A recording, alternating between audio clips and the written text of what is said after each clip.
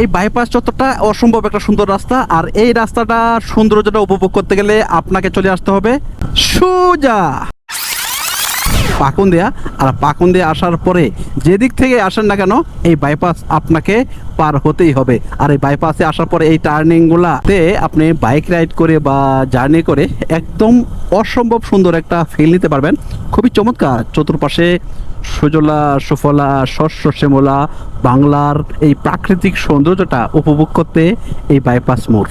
আর bypass মোড়টা কোথায় অবস্থিত তা তো বলেই দিলাম আপনাদেরকে, পাকুন্দিয়া বাজারের আগে পরে।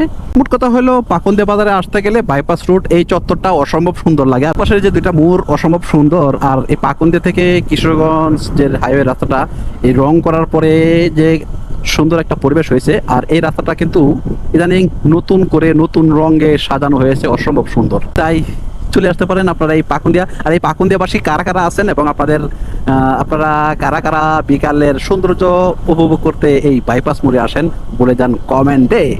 আর আজকের মতো বিদায়, দেখা হচ্ছে কিশোরগঞ্জের প্রাকৃতিক সৌন্দর্য এবং কিশোরগঞ্জের টুকিটাকি কোনো সমস্যা নিয়ে। আল্লাহ হাফেজ, ভালো থাকবেন, দেখা হচ্ছে পরবর্তী ভিডিওতে।